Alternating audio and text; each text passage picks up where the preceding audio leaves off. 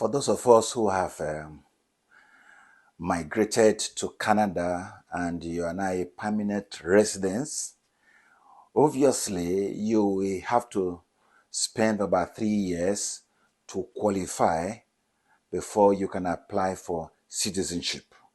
About over 1,000 days, 1,092 days. And in this period, you should be able to know that all your traveling will be tracked. So each time you leave the country, make sure you keep your documents and the date you leave the country and when you arrived and the purpose of your trip. And because you will give account of all those things. Now, you put the record down when you want to apply for your citizenship. Obviously, if you have a criminal record within that 3 years, you will be disqualified. If you have an immigration issue within that 3 years, you will definitely have problem.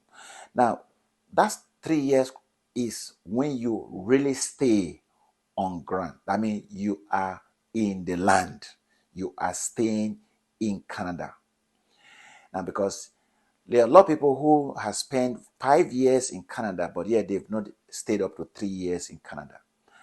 For me, my wife and my children, they were lucky enough, they were staying throughout, they weren't traveling, so it was easy for them to get their citizenship within the 3 years. But I was traveling around the world, going to places here and then, and all those weeks and years and months were deducted from my citizenship application. Now, moreover, because of my age, I'm not supposed to take an examination or the test.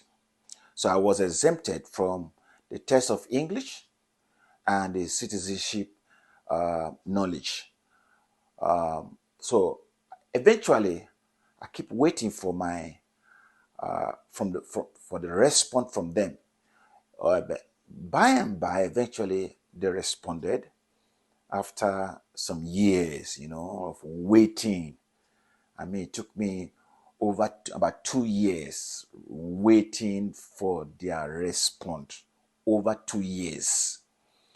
Yeah, after waiting for over 2 years for their response from the IR60, after waiting for some years, waiting for the government to respond to my application, eventually they emailed me and called me for an interview.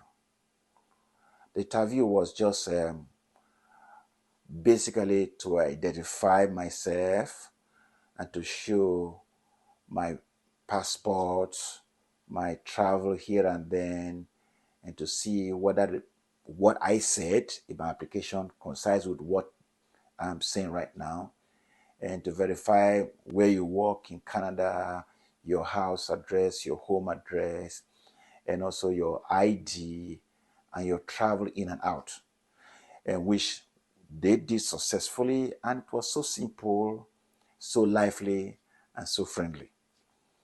You don't have any problem with that. So that replaced the English test or the test of knowledge of Canada. Now, because of my age. Now, apart from that, then we will not waited for maybe about a month or so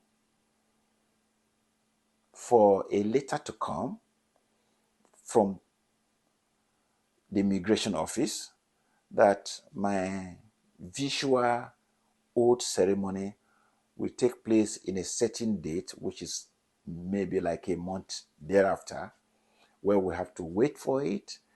And today happens to be the day I did the oath ceremony. Now, I want to let you know about the oath ceremony. The oath ceremony is as simple as anything. You will log in with the details they give to you, and you put in all the information that they require from the Zoom. Now, when you put the information officially, you come in. Like when I came in, the meeting was supposed to be 10:15 a.m., but I came in 10:18 a.m. and we were just put on hold, and for about maybe 45 minutes um, for them to appear. Eventually, they invited me into the room, and where other people, there was about 208 people, which I saw in the list of those in the room. And we were addressed. And thereafter, we went into segment where the private room, where one of the IRCC staff interviewed me, my ID, and my PRO, then other necessary document about my travel and whether I will be traveling very soon or not, because they have to mail the certificate to me and process my passport before I travel. And eventually ask about the issue connected to my home address. And I confirmed it was all right. And eventually asked me if there's any issue, legal issue between that time and now. I said, no, there's no legal issue, no criminal record and all that. So I have to cut the PRO into two in his presence. And when we are done with that, asked me if there's any further questions and all that. Eventually, we went back to the general room where almost 200 people were already waiting for me to come in and for others to still come in. And we did the ceremony. The ceremony was awesome. We took the national item, and we make an oath swear to the Queen of England and Queen Elizabeth.